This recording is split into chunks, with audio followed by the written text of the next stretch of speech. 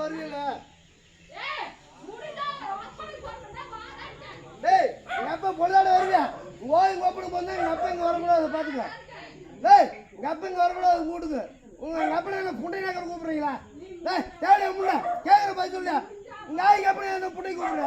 எங்க அண்ணன் ஆள கூப்பிடுற போல தேவையா நாதாரு புண்டாமல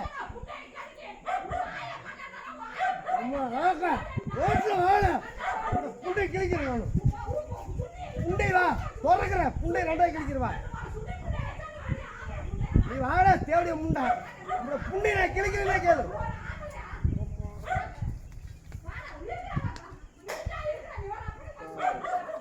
என்ன ஜாதி பொருள்